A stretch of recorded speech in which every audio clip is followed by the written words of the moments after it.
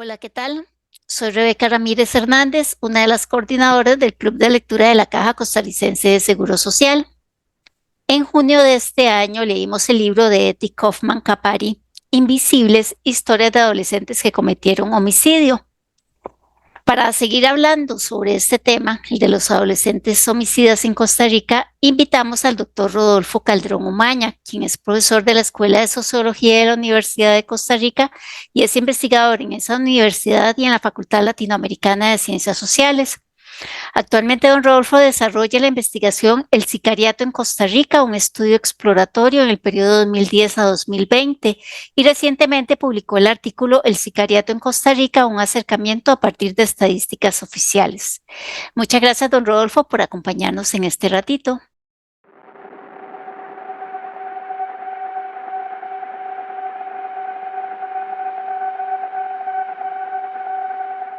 Buenas tardes, doña Rebeca. Muchas gracias por la invitación y estar nuevamente en el canal del Club de Lectura. Muy agradecido por la oportunidad. Cuéntenos un poquito sobre sus investigaciones, los hallazgos. Yo estuve leyendo el artículo que publicó recientemente en la revista de Ciencias Sociales que partía principalmente de las estadísticas, la información que tienen los entes públicos. Sí, correcto. Digamos que todavía, digamos, brevemente para ubicar el trabajo, todavía, digamos, en Costa Rica no se ha hecho ninguna investigación previa sobre el tema del sicariato. Entonces, un poco la intención, la pretensión con este trabajo era fundamentalmente, pues, explorar qué tipo de información existe, ¿verdad?, en fuentes secundarias y evaluar la calidad de la información y lo que esa información nos puede brindar para aproximarnos a un fenómeno que creo que nos ha tomado por sorpresa, ¿verdad?, en términos del crecimiento y sobre el cual también considero yo hay mucha confusión de lo que se suele denominar sicariato, ¿verdad? Porque también, pues cada quien creo que tendría su propia conceptualización y en los medios pues solemos ver cómo se utiliza el término para referirse a homicidios que en realidad tienen que ver con disputas, digamos, entre ciertos grupos que organizan actividades criminales y que de alguna manera o en sentido estricto, digamos, no correspondería con la definición de lo que es un asesinato por remuneración o promesa de remuneración y además de que el fenómeno del sicariato como tal desborda el hecho mismo del homicidio, ¿no? El homicidio es la manifestación visible de todo un entramado de relaciones sociales que solo son posibles en unas determinadas condiciones históricas que lamentablemente se han ido configurando en nuestro país en los últimos años y que han dado paso, digamos, a las condiciones de posibilidad de que exista, digamos, este fenómeno. Yo diría más, digamos, en término más académico, como un mercado de la muerte, de la violencia, ¿no? Es un mercado en donde se comercializa la violencia homicida.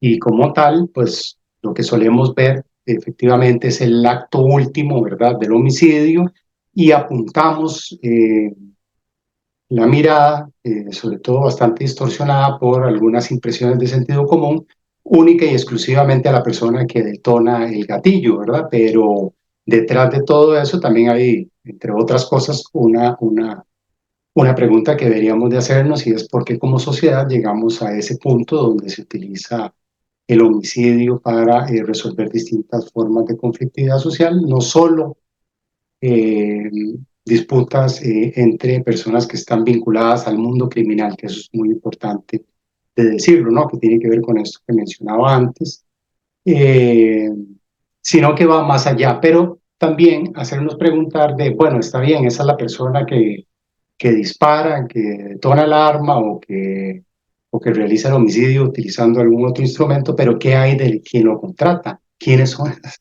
personas, verdad? ¿Dónde están? ¿Cómo se contrata a una persona para que mate a otra persona? Etcétera. Entonces, bueno, un poquito esa es como la preocupación porque, insisto, es un tema que no se ha investigado en Costa Rica, en América Latina, sorprendentemente, ¿verdad?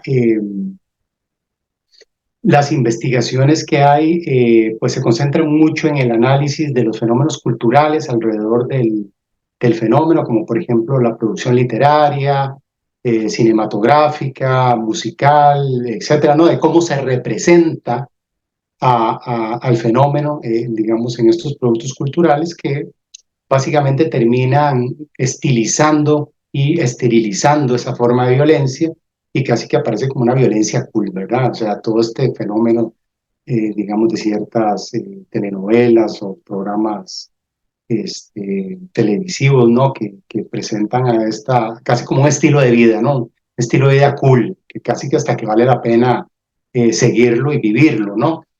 Entonces se ha concentrado como mucho la investigación en eso, algunos relatos, ¿verdad?, sobre personas que han cometido, eh, pues que se han involucrado en este tipo de homicidios y recurrentemente, ya para ir entrando, digamos, en el tema que creo que nos conecta con el libro de Etty Kaufman, se suele presentar o dar una imagen del sicario como una persona joven en condiciones de privación social, ¿no? Eh, es una visión parcial, pero bastante distorsionada, ¿no? Porque digamos, sí es cierto que, digamos, personas jóvenes en condiciones de desventaja social, que no es solo la pobreza, ¿verdad? La pobreza, pues eso podríamos entrar pues, analizarlo un poquito más ahora en detalle, si queremos referirnos a los casos que se nos presentan en el libro de Etty Kaufman, que no son sobre sicariato, ¿verdad? Sino que son sobre otras formas de homicidios cometidas por personas jóvenes y no necesariamente todas en condición de desventaja social, como me parece recordar el caso de la primera historia que se narra, ¿no? De una joven que, pues, que ella dice que fue a un colegio privado, incluso le pagaban terapia psicológica, etc. Entonces, no estamos en ese escenario de lo que se suele asociar a las condiciones de privación de estas personas jóvenes y fundamentalmente hombres, ¿verdad? Entonces digo que es un poco distorsionada, tiene parte de realidad, pero mucho de distorsión en el sentido de que efectivamente la mayor parte de la violencia homicida a nivel global, ¿verdad? Pero sobre todo para concentrarnos en el caso de América Latina y el contexto costarricense, es cometida por hombres, ¿no? Básicamente podríamos hablar de una proporción de 9 a 1. Entonces ahí sí tenemos alguna evidencia de que fundamentalmente son hombres los que están involucrados en violencia homicida, tanto como perpetradores en esta relación de 9 a 1 como de víctimas, ¿no? Y sobre todo grupos que, si no recuerdo mal, dependiendo de los estudios, van como entre, abarcan de los 16 a los 29 años, por ahí, ¿no? La probabilidad de esas personas de ser víctimas de un homicidio multiplica por mucho la de personas de otros grupos de edad. Entonces ahí creo que estamos en un punto, digamos, de aproximación certero. También es cierto que hay muchas personas de estas jóvenes que están involucradas en homicidios. Nuevamente, no todas son casos de sicariato, quiero aclararlo, ¿verdad? Muchos pueden ser homicidios por otro tipo de razones, ¿verdad? Pero sí, en la mayoría de los casos, digamos, vinculados a cuestiones delictivas. Allí también hay un tema importante. Y lo otro es que a nivel, digamos, de la investigación en América Latina sí se ha encontrado una correlación importante entre ese vínculo de jóvenes hombres en condiciones de desventaja con la violencia homicida, pero con unas condiciones particulares y específicas que tienen que ver con un contexto, digamos, inmediato de los entornos donde se desarrollan estas personas, ¿no?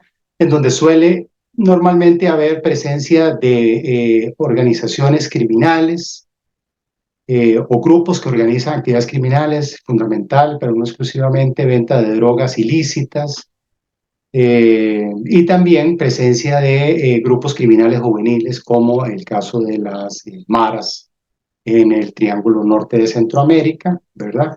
Pero entonces sí hay como una serie de condiciones que permiten entender como esa vinculación de hombres jóvenes en condición de desventaja pero decía que no nos centramos como en eso porque pues de alguna manera refuerza nuestras prenociones, nuestras preconcepciones de lo que es el fenómeno, ¿verdad?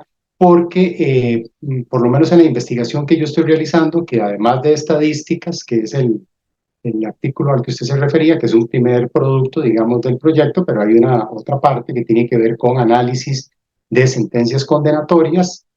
En esa parte, ¿verdad? Pues yo también he encontrado casos de personas que se involucran en toda esta dinámica de los homicidios contratados. Insisto que no son única y exclusivamente relacionados con actividades criminales y irreductibles al fenómeno de las drogas, ¿verdad? Pero este caso decía en donde están involucrados autoridades, digamos, de las fuerzas policiales, ¿verdad? Muy preocupante, ¿verdad? Y lo hemos visto también, ¿verdad? Recientemente en las noticias de casos vinculados con esta cuestión de la organización del negocio de las drogas, cómo hay personas de distintas áreas digamos, del sistema policial, judicial, que aparecen involucradas y en estas sentencias condenatorias, ¿verdad? De manera muy preocupante, pues aparecen personas vinculadas a algunos cuerpos de policía que participan no solo como gatilleros, sino también, digamos, en toda la parte de vigilancia, seguimientos, inteligencia, para decir de alguna manera, que requieren algunos de estos homicidios, ¿verdad? Entonces, eso creo que es muy importante de señalarlo porque de alguna manera nos puede ayudar a desmontar esta preconcepción que tenemos sobre el fenómeno, ¿verdad? De que hay unos buenos y unos malos. Hay unos que nos defienden de los malos, pero no es tan así, porque en la vida real las fronteras son muy, muy porosas, ¿no? Y entonces, en muchos casos, para otros países de América Latina, donde estos fenómenos ya tienen una larga data y hay mucha investigación al respecto, lo que se muestra es justamente que para estos grupos es más fácil de alguna manera convivir con las autoridades que confrontarlas y luchar con ellas, ¿no? Es más barato, es más fácil, es menos, digamos, llamativo para el negocio, es mejor, etcétera. Entonces, creo que ese es como un primer punto importante de mencionar en conexión con el tema de los homicidios de personas jóvenes, ¿verdad? Y el otro cuestión que es muy importante es que casi de las sentencias condenatorias que logré acceder, ¿verdad? Que fue, digamos, todo un proceso bastante difícil de llegar a ellas. El 50% de esas sentencias, los homicidios contratados no están relacionados con actividades criminales, sino que están vinculadas con la resolución de, distintas formas de conflictividad social, ¿verdad? Problemas entre personas que están desarrollando, digamos, algún emprendimiento económico de tipo legal, pero hay una disputa entre ellas por alguna razón. Una de las partes, digamos, utilizó indebidamente los recursos de la asociación económica, etcétera, e inclusive para resolver problemas vinculados con relaciones afectivas, ¿verdad? Entonces, digamos, como sociedad creo que eso es un indicador de una situación de deterioro. Hay que recurrir a contratar a alguien para resolver un problema de esta naturaleza, pues nos dice que tenemos dificultades en términos del procesamiento institucional de la conflictividad social y de la cultura cívica. Es muy interesante porque son esos espacios geográficos, sociales, emocionales en los que están creciendo nuestros niños y nuestros jóvenes. Entonces se deben ver muy permeados por esos ambientes. Cuando se ve que la autoridad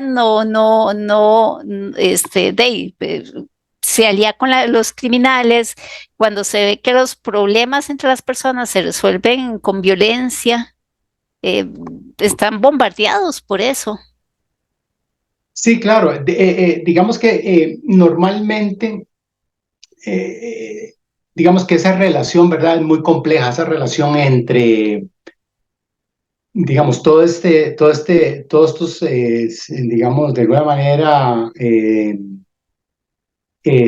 signos, ¿verdad?, de la sociedad que nos dice que sí, que la cultura está bien, incluso casi que hasta es un estilo de vida el del narcotraficante, ¿verdad?, y que es muy, muy codiciado, etcétera, pero de eso nada, en la vida real es una violencia grotesca, ¿verdad? Incluso la vida de estas personas termina por entrar en un callejón sin salida. Recuerdo como, digamos, como anécdota de esto, siempre que puedo la cuento porque me parece que viene muy al caso, ¿no?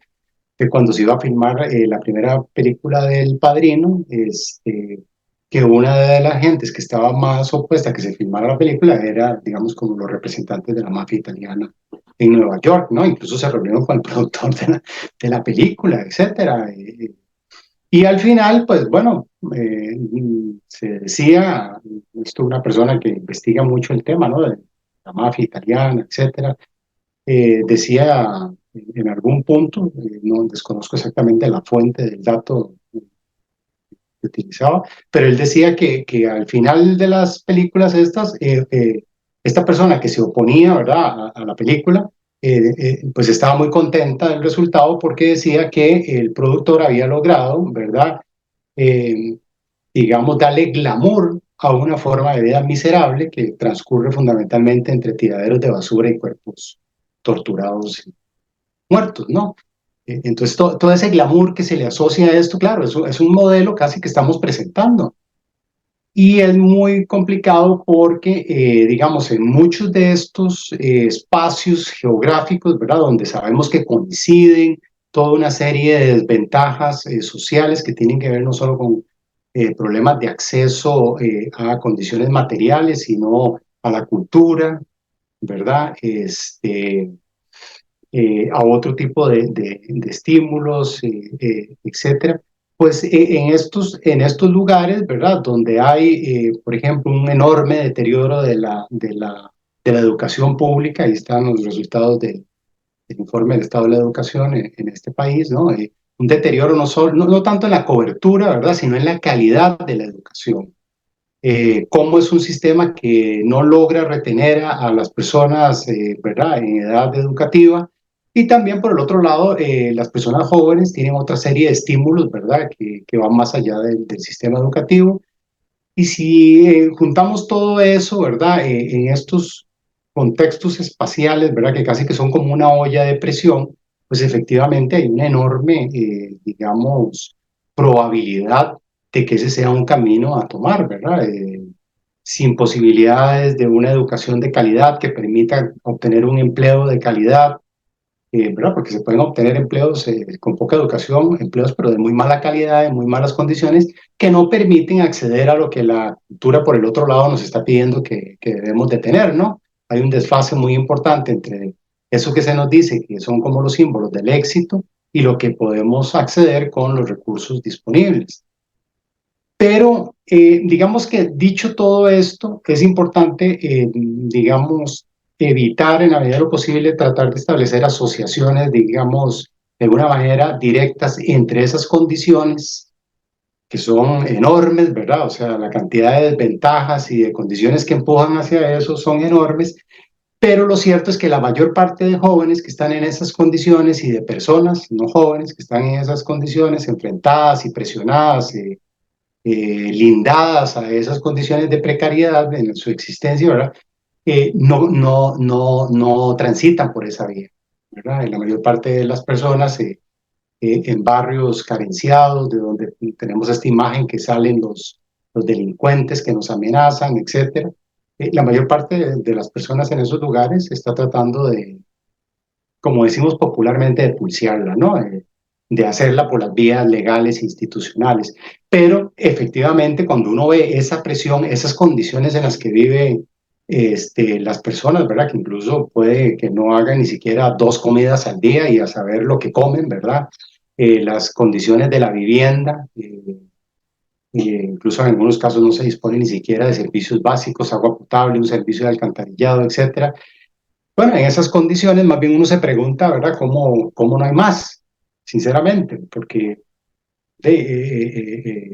eso es, digamos, una enorme tentación, pero lo cierto, insisto, y esto me parece que es muy importante de traerlo a colación, es que la mayor parte de estos jóvenes no necesariamente transitan o, digamos, tienen dentro de su horizonte inmediato de vida involucrarse en este tipo de actividades. Ahora, el problema que tenemos es que Si además de todas estas condiciones de desventaja, permitimos que se instalen, ¿verdad?, estos grupos que están organizando actividades criminales, pues también tenemos procesos de reclutamiento, ¿verdad?, casi que forzados, por una parte, y por el otro lado, son mercados o formas de acceder a bienes que por las vías institucionales no se puede acceder y que más bien premian, ¿verdad?, las habilidades de la calle, la violencia, el matonismo, este tipo de cosas que en los medios institucionales son proscritos, ¿verdad?, y no permitidos. Más bien en estos otros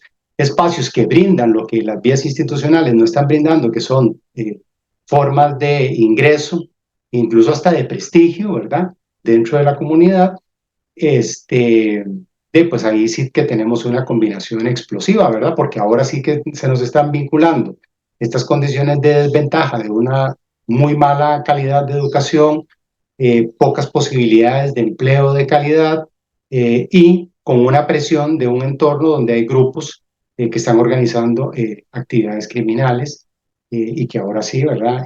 Ya ahí eso crea otro tipo de presiones, porque aunque no se quiera, hay investigaciones sobre esto, ¿verdad? Todo el mundo termina involucrado con estos grupos, ¿verdad? Aquello de no me meto con nadie, eso ya no funciona, porque se genera toda una serie de dinámicas que tarde o temprano la gente va a terminar involucrada y no porque quiera, no porque quiera, sino porque, ¿verdad? Por amenazas, eh, por vínculos que, digamos, era el compañero de la escuela que terminó involucrándose en aquello y que ahora es el novio de una prima y entonces, ¿verdad? Un día venía la policía persiguiéndolo y le dijo, guárdeme esto y entonces, ¿verdad? Es decir, hay, se crea toda una serie de dinámicas no intencionadas, ¿verdad? Y que se juntan, insisto, en unos espacios específicos con determinadas características que son efectivamente una bomba de tiempo para muchos jóvenes.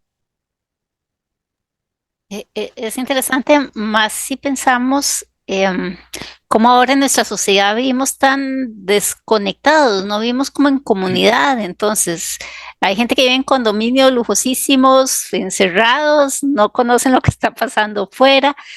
Otras personas viven en otros no tan lujosos, pero igualmente desconectados. Vamos a colegios diferentes, algunos pagados, otros públicos. Entonces, perdemos la realidad de la visión respecto de quien no forma parte de nuestro grupo. Entonces hay personas que empiezan a criminalizar o a darse una criminalización de la pobreza o se dicen que son criminales o que son vagos que quieren que todo se lo regale. Entonces se limitan las ayudas, los impulsos que el Estado podría dar mediante la educación, la cultura, todos los elementos que ayudan a la gente de salir de esas condiciones difíciles porque se piensa un discurso que está en boga de que eso es regalar la plata, que mejor pagamos deudas y que cada quien salga adelante como pueda.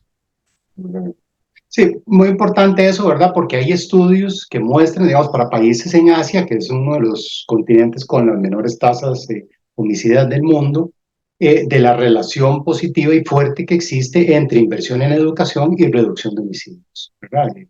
Eso, digamos, está demostrado, hay evidencia empírica que muestra que esa inversión en educación tiene un efecto disuasor sobre la violencia más poderoso que cualquier medida represiva que se pueda imaginar. ¿Verdad? Efectivamente, y creo que fue a lo que apostamos como sociedad en otro momento, que hemos ido dejando ya de lado, ¿no? El tema de la inversión pública en este tipo de servicios como salud, educación, vivienda, etcétera, y hemos más bien avanzado hacia una sociedad, he dicho que usted lo tocaba porque es un tema sobre el que vale la pena ahondar, cada vez más desigual y fragmentada, ¿no? Entonces, ahí están los índices del coeficiente de Gini, que nos, ¿verdad?, presentan como una de las sociedades más desiguales en América Latina, cuando hace unos años atrás éramos una de las sociedades, digamos, con este índice más bajo, es decir, lo que significaba de alguna manera una sociedad, digamos, menos desigual, más incluyente, etcétera.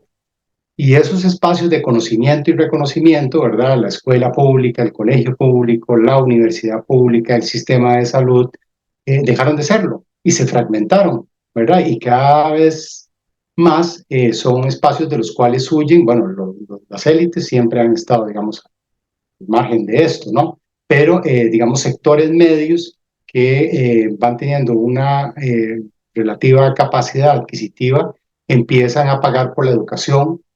Entonces ya tenemos colegios privados, escuelas privadas, los niños viajan en transporte privado o los llevan los padres en el carro.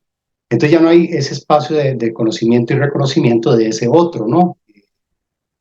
No sé, me parece que si nos ponemos a recordar de nuestra propia experiencia, digamos, en mi caso particular, yo soy producto de la educación pública de este país, escuela, colegio y universidad pública.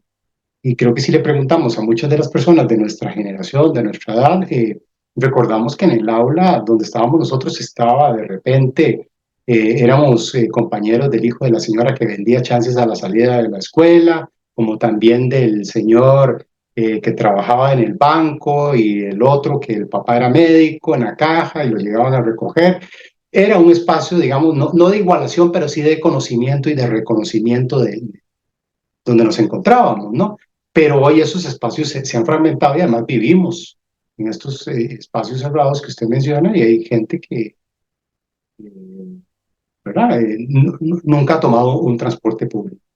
Así de, o sea, suena como algo dramático y exagerado, pero yo conozco personas jóvenes que nunca han tomado un bus, nunca han ido, bueno, obviamente, a un colegio público, a una escuela pública, ¿verdad? Y viven o terminan, digamos, resguardándose en estos espacios cerrados, ¿no? De, de convivencia. Entonces, sí tenemos un proceso de fragmentación social y justamente de estigmatización de ese otro diferente, ¿no?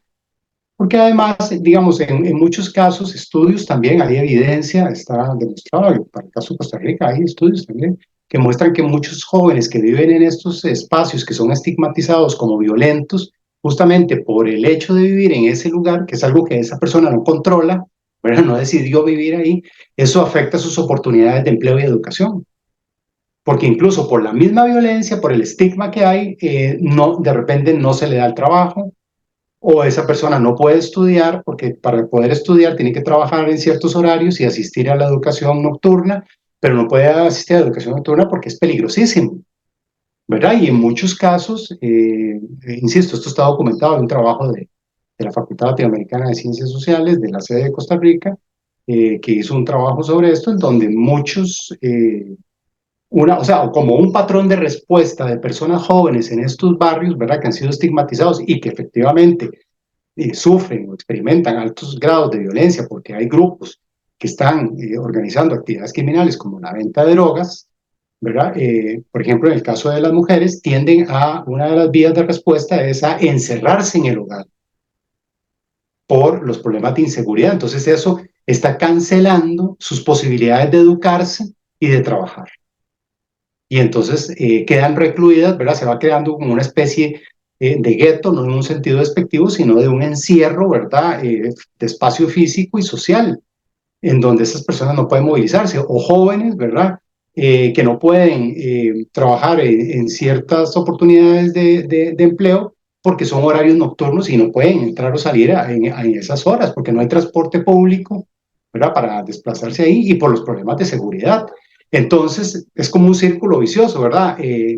La acumulación de desventajas en esos espacios va creando posibilidades para la emergencia de ciertas formas de violencia y criminalidad y a su vez esas formas de criminalidad va reforzando las dinámicas de exclusión social en términos materiales y simbólicos, ¿verdad? Entonces, esas personas quedan aisladas de cierto modo de la sociedad, ¿verdad? En términos espaciales, en términos de oportunidades, pero al mismo tiempo están vinculadas por las expectativas culturales que se presentan como homogéneas para todos. Se nos presentan como que todas las podemos alcanzar, ¿verdad? Pero bueno, si usted no tiene acceso, ya, no solo digamos a las posibilidades de educarse y un empleo, sino también de acceder a recursos para echar a andar un emprendimiento, digamos, en su barrio, ¿de qué hace, verdad? Entonces tenemos un problema y ahora le agregamos otro, que es toda esta dinámica de los préstamos gota a gota, ¿verdad? Que también se mueve mucho, digamos, es una forma, es un mecanismo de, digamos, movilizar los activos que genera estos mercados ilícitos. y en los cuales quedan atrapados las personas que no tienen acceso a las vías institucionales de préstamo, ¿verdad? De acceso a dinero, etcétera, para resolver determinadas necesidades. Entonces, vamos agregando cada vez más ingredientes a la olla de presión, ¿verdad? Bueno, don Rodolfo, agradecerle esta conversación, aunque quedamos un poquito, nos sentimos un poquito Descorazonado. mal. Exacto, esa es la palabra, descorazonados. Quisiera darle un espacio para que se despida de quienes nos siguen en el canal y ojalá algunas palabras positivas, saber cómo podemos seguir adelante. No, claro, bueno, en primer lugar, nuevamente, doña Rebeca, agradecerle la invitación y como le he mencionado en otras ocasiones, me parece fantástico este espacio, ¿verdad?, del club de lectura. Yo mismo, digamos, soy un seguidor del club, tal vez a veces no me logro vincular a las actividades que programan para las conversaciones, pero sí sigo, digamos, las recomendaciones. Es decir, estoy al día con el club y me parece fantástico. Creo que se lo he comentado en otra ocasión. En algún momento, yo recuerdo cuando estaba en la escuela que a nosotros nos llevaban a leer a la biblioteca que estaba debajo del kiosco del Parque Central, donde hasta hace poco lo que había ahora era, digamos, un centro de mando de la fuerza pública, ¿no? Es un mal indicador del pasa, ¿no? Pero como, digamos, que yo creo que no es que todo está perdido, porque como le decía, cuando usted va a esos barrios, eh, estudia las condiciones de estas personas, las percepciones que tienen sobre su situación, etcétera, usted ve que la mayor parte, la enorme mayoría de estas personas la está pulseando, está tratando de salir adelante con lo poco que tiene, ¿verdad? Entonces yo creo que no debemos de perder de vista eso y de pues, mantenernos vigilantes en los esfuerzos que como ciudadanía nos corresponden de exigir a las autoridades de que estos espacios que garantizan una sociedad menos desigual y más incluyente, como el acceso a la salud, a una educación pública de calidad, podamos hacerlo porque, pues afortunadamente, digamos que todavía hay unos pisos de una institucionalidad que busca, ¿verdad? Volver por la senda, aunque las condiciones son muy, muy adversas, ¿no? Pero yo sí quisiera terminar con eso de que la inmensa mayoría de las personas que enfrentan estas condiciones, ¿verdad? Intentan salir adelante por las vías institucionales legales. Muchas gracias. Muchísimas gracias de nuevo. Gracias a nuestros seguidores en el canal de YouTube. Recuerden suscribirse al canal y marcar la campanita para que les llegue un aviso cada vez que subimos un video. Que la pasen muy bien. Hasta luego.